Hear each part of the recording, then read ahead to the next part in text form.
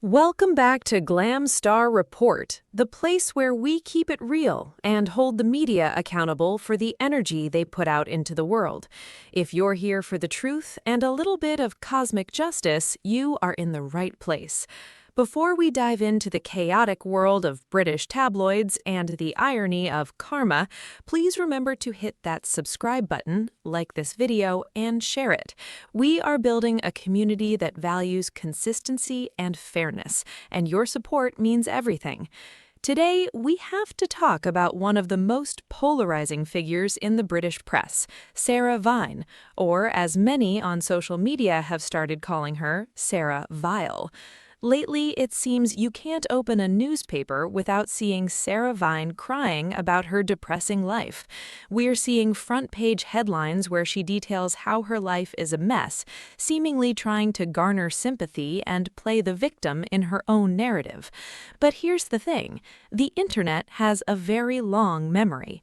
People are pointing out the staggering double standards between how she expects to be treated and how she treats others, specifically Prince Harry and Meghan Sussex.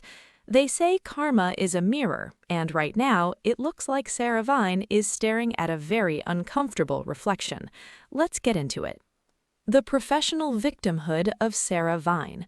For those who don't follow the UK press closely, Sarah Vine has made a lucrative career out of being a professional contrarian. But recently, the tone of her columns has shifted from attacking others to a deep public dive into her own misery. We've seen articles about her divorce, her housing struggles, and her general sense of loneliness. She is writing these massive pieces trying to get the public to feel sorry for her.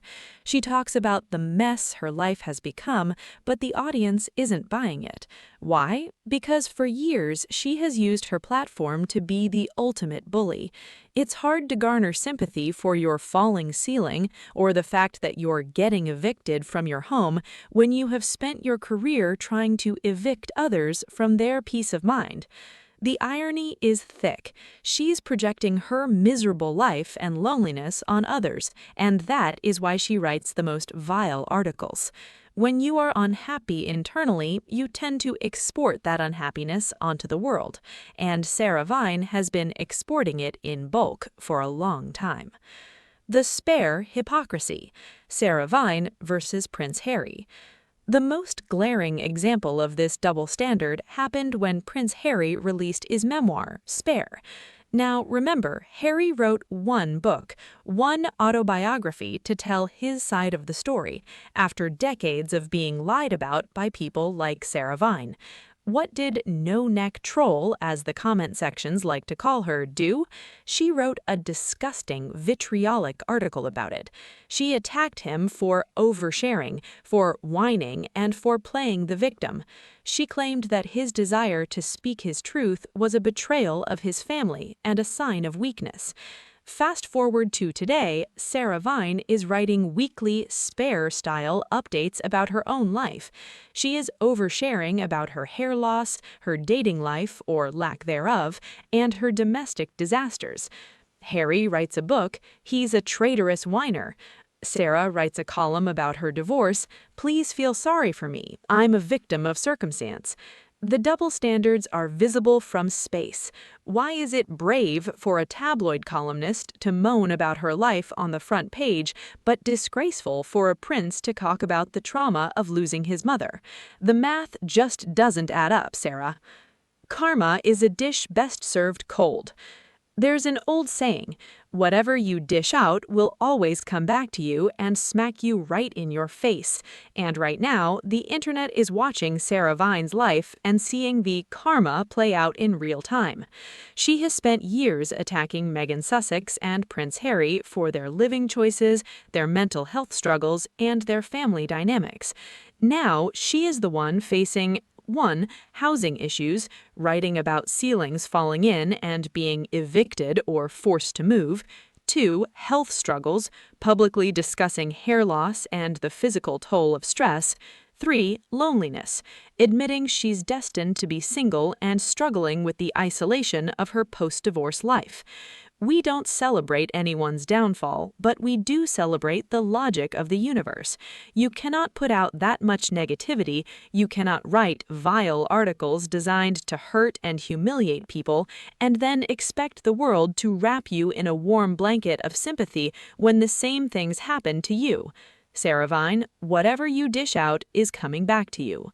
Maybe this is a wake-up call. Maybe after experiencing the mess of a life under public scrutiny, Sarah Vine will learn what empathy feels like. But based on her history, I wouldn't hold my breath. She seems destined to stay in this cycle of projection and victimhood. The double standards are clear, and the world is watching. You can't be a bully on Monday and a victim on Tuesday. It doesn't work that way. Now, to truly understand why the public has so little sympathy for Sarah Vine's current depressing life, we have to look back at the trail of destruction she left behind in the pages of the Daily Mail.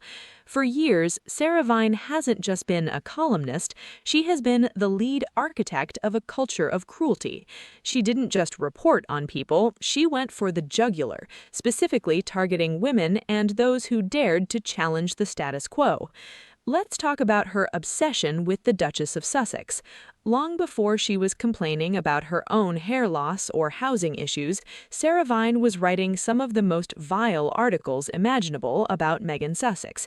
She scrutinized Meghan's every move, from the way she held her baby to the way she looked at her husband.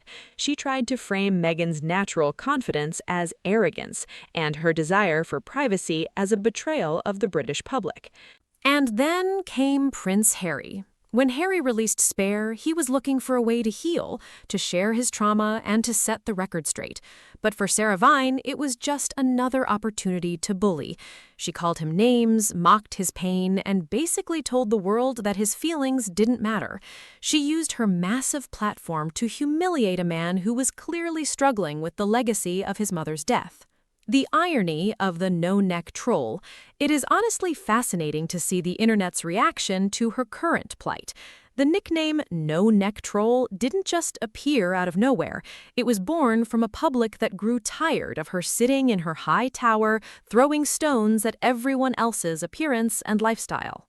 For years, she judged everyone. She judged how women dressed, how they parented, and how they handled their divorces. And now she is the one on the front page, writing about being evicted and getting hair loss. She's writing about how her life is a mess and how she's destined to be single forever. Isn't it interesting how the very things she mocked others for are now the headlines of her own life? That, my friends, is what we call projection. She was so busy attacking others for their perceived failings because she couldn't face the fact that her own life was crumbling. Every vile article she wrote was just a distraction from her own internal loneliness. The reports of her falling ceiling and her housing struggles are almost too symbolic to be true. It's like a metaphor for her career. The roof is finally coming down on the house of bile she built. She spent so much time trying to make other people feel small and miserable, and now she is the one living that reality. She wants us to feel sorry for her. She wants a pity party on the front page of the newspaper. But when Harry and Meghan asked for basic human empathy, she gave them a disgusting article and a middle finger. The double standards are not just visible, they are deafening. You cannot spend a decade being the world's most famous tabloid bully and then expect the world to cry for you when your ceiling leaks. The energy you put out into the universe, the vile words, the judgment, the cruelty, it has a funny way of coming back to smack you right in the face. Sarah Vine, the public has read your Spare updates, and the verdict is in. Karma is a bitch. You are being served with the very loneliness and chaos you tried to inflict on others. You wrote about Harry being entitled for wanting to tell his story, but here you are using your column to whine about your divorce for the 100th time. Who is the victim now? The reality is that Sarah Vine is destined to be a cautionary tale, a lesson that says you cannot build a career on the suffering of others and expect your own life to stay stable. Whatever you dish out, Sarah, will always come back to you. The internet isn't laughing because you're struggling. The internet is laughing because the hypocrisy is finally being exposed. Stay tuned for Act 3, where we dive deep into why she is so desperate to garner sympathy now and why the public response is so cold. As we wrap up this deep dive into the chaotic world of Sarah Vine, we have to look at the why. Why is she so desperate to garner sympathy now, and why is the public response so cold? It's because we're witnessing the ultimate collapse of the tabloid expert persona. For decades, Sarah Vine positioned herself as the moral authority on how everyone else should live their lives. But now that her own life is on display, it's clear she was never the expert. She was the warning. The irony of her situation is almost cinematic. She's writing about the mess of her life, her hair loss, and the loneliness of her post-divorce reality, yet she seems completely unaware that she is doing exactly what she attacked Prince Harry for in Spare. She's oversharing, she's whining, she's playing the victim. But while Harry's story was about breaking a cycle of generational trauma, Sarah's stories are just bitter. It's now crystal clear that Sarah Vine's most vile attacks on others were just a mirror for her own internal void. When she attacked Meghan Sussex for being ambitious or self-centered, she was projecting her own insecurities about her place in the world. When she mocked Harry's loneliness after leaving the royal fold, she was likely feeling the walls of her own marriage closing in. She used her pen like a weapon to distract the world from her own crumbling house, but you can only patch a leak with vitriol for so long. Eventually, the ceiling falls in. Literally. And when it does, the people you spent years bullying aren't going to be there to catch you. Destined for a legacy of loneliness. The most tragic part of this karma is that Sarah Vine has written herself into a corner. By being the person who dishes it out so aggressively, she has ensured that when she is the one in need, the well of public empathy is dry.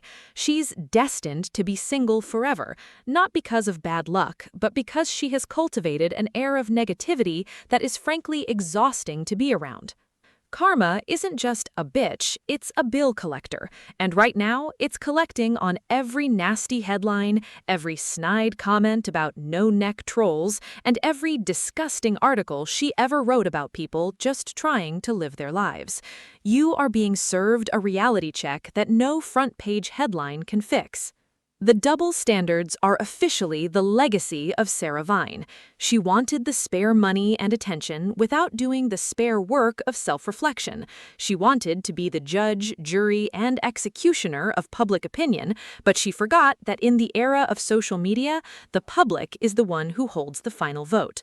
Sarah Vine, whatever you dish out is smacking you right in the face.